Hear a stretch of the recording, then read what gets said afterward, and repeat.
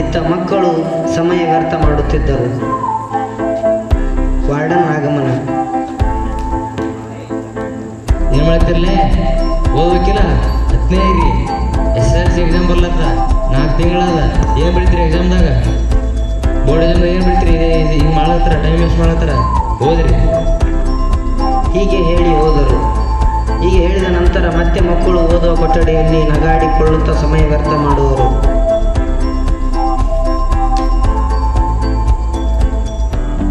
ಇತ್ತ ಶಾಲೆಗೆ ಮನೆಯಿಂದ ಬರುವ ಮಕ್ಕಳು ಶಾಲೆಯಲ್ಲಿ ಉತ್ತಮ ಪ್ರತಿಭಾವಂತರಾಗಿದ್ದರು. ಶಾಲೆಗೆ ಬಂದ ತಕ್ಷಣ ಓದಿಕೊಳ್ಳುತ್ತಾ ಕುಳಿತಿದ್ದರು. ಶಾಲೆಯ ಶಿಕ್ಷಕರ ಆಗಮನ.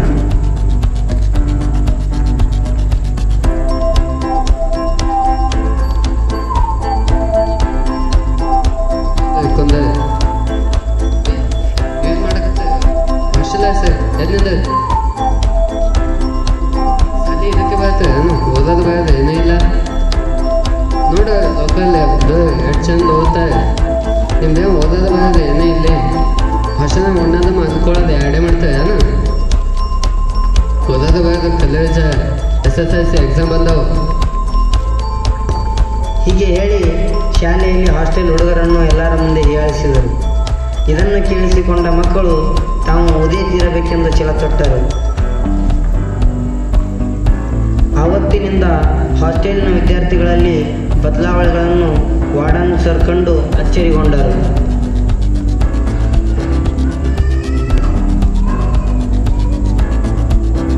ಏನೋ ಇಷ್ಟು ಸೀರಿಯಸ್ಸಾ?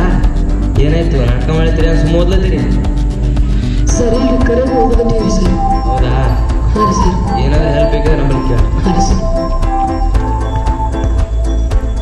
ಶಾಲೆಯಲ್ಲಿ ಶಿಕ್ಷಕರ ಮಾತನ್ನು ಕೇಳಿ ಛಲ ತೊಟ್ಟಂಥ ಮಕ್ಕಳು ಹಾಸ್ಟೆಲಿನ ವಾರ್ಡನ್ ಸಹಾಯದಿಂದ ಪರೀಕ್ಷೆಗೆ ಪೂರ್ಣವಾಗಿ ಸಿದ್ಧರಾದರು.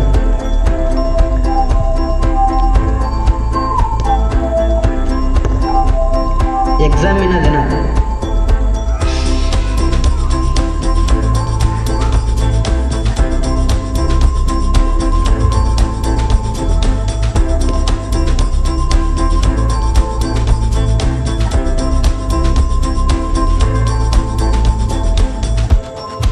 ಎಲ್ಲ ವಿದ್ಯಾರ್ಥಿಗಳು ಪರೀಕ್ಷೆ ಬರೆಯಲು ಪರೀಕ್ಷೆಯ ಕೊಠಡಿಯಲ್ಲಿ ಕುಳಿತಿದ್ದರು.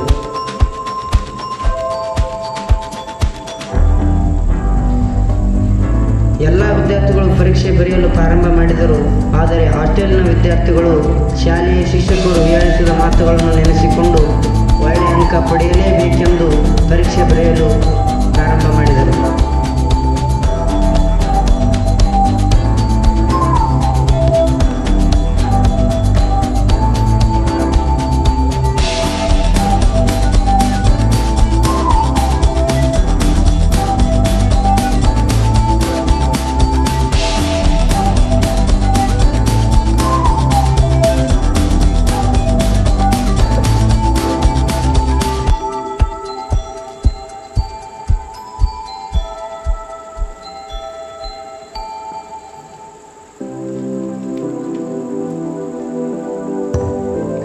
ಪರೀಕ್ಷೆಯ ನಂತರ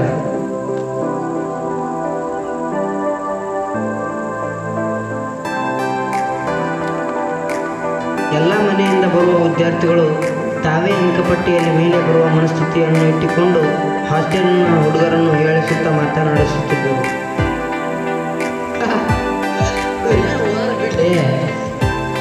ಈ ಸತಿ ನಾವೇ ಹೊಡೆದಿಟ್ಟು ಟಾಪ್ರಾಗ ನೋಡಿ. ಒಬ್ರವ್ರು ಮೋದಿ ನೋಡಿ ಹಂಗಯ್ಯ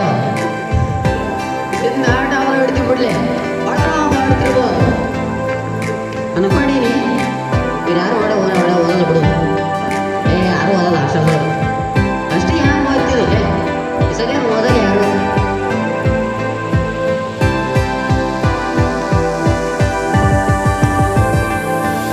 ರಿಸಲ್ಟಿನ ಹಿಂದಿನ ದಿನ ಎಲ್ಲ ವಿದ್ಯಾರ್ಥಿಗಳು ದೇವರಿಗೆ ಕೈ ಮುಗಿದು ಬೇಡಿಕೊಳ್ಳುತ್ತಿದ್ದರು.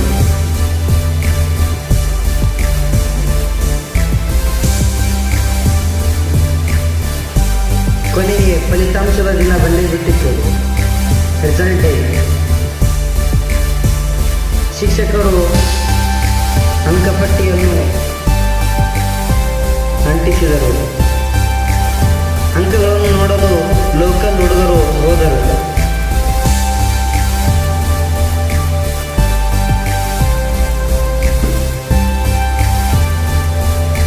ತಮ್ಮ ಅಂಕಗಳನ್ನು ನೋಡಲು ಹಾಸ್ಟೆಲ್ ವಿದ್ಯಾರ್ಥಿಗಳು ಕೂಡ ಬಂದರು.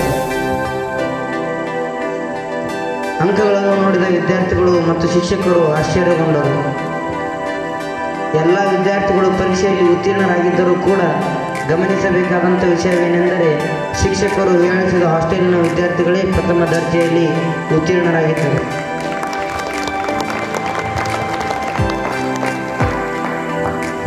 ಅಂದು ಅವರನ್ನು ಹೀಯಾಳಿಸಿದ ಶಿಕ್ಷಕರೇ ಅವರ ಬಗ್ಗೆ ಖುಷಿಯಿಂದ ಒಳ್ಳೆಯ ನುಡಿಯನ್ನು ನುಡಿದರು. ಮುಂದೆ ವಿದ್ಯಾಭ್ಯಾಸಕ್ಕಾಗಿ ಬೇರೆ ದೊಡ್ಡ ಪಟ್ಟಣಕ್ಕೆ ತೆರಳಬೇಕಾಗುವ ಪ್ರಸಂಗ ಬಂದೇ ಬಿಟ್ಟಿತು. ಎಲ್ಲ ವಿದ್ಯಾರ್ಥಿಗಳು ಖುಷಿಯಾಗಿ ತಮ್ಮ ಕಾಲೇಜಿಗೆ ತೆರಳಿದರು. ಆದರೆ ಆಶ್ಚರ್ಯಕರವಾದ ಸಂಗತಿ ಏನೆಂದರೆ ಎಲ್ಲ ವಿದ್ಯಾರ್ಥಿಗಳು ಒಂದೇ ಕಾಲೇಜಿಗೆ ಸೇರಿದರು.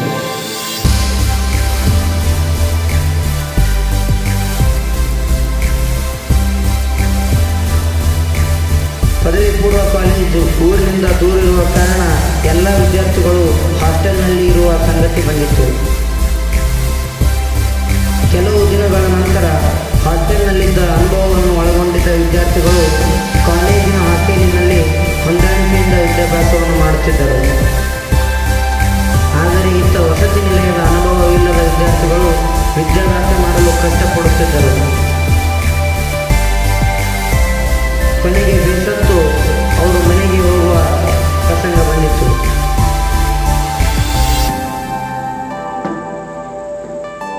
ಮುಂದೆ ಮನೆಯಿಂದ ಬರುವ ವಿದ್ಯಾರ್ಥಿಗಳು ಅಲ್ಲೇ ಸಮೀಪದ ಕಾಲೇಜಿಗೆ ಅಡ್ಮಿಷನ್ ಮಾಡಿದರು. ಆದರೆ ಇತ್ತ ಹಾಸ್ಟೆಲ್ನ ವಿದ್ಯಾರ್ಥಿಗಳು ದೊಡ್ಡ ಪಟ್ಟಣದಲ್ಲಿರುವ ಕಾಲೇಜಿಗೆ ಅಡ್ಮಿಷನ್ ಮಾಡಿ ಮುಂದೆ ಶಾಲೆಯ ಶಿಕ್ಷಕರಿಂದ ಹಾಗೂ ವಿದ್ಯಾರ್ಥಿಗಳಿಂದ ಹೇಳಿಸಿಕೊಂಡ ಈ ವಿದ್ಯಾರ್ಥಿಗಳು ಆ ಕಾಲೇಜಿನಲ್ಲಿ ಉತ್ತಮ ಪ್ರಥಮ ದರ್ಜೆಯಲ್ಲಿ ಉತ್ತೀರ್ಣರಾದರು. ಮುಂದೆ ಉತ್ತಮ ಉದ್ಯೋಗವನ್ನು ಪಡೆದರು. ಆದರೆ ಲೋಕಲ್ ಹುಡುಗರು ಓದಲು ಕಷ್ಟವಾಗಿದ್ದರಿಂದ ಅವರು ನಿರುದ್ಯೋಗಿಗಳಾದರು.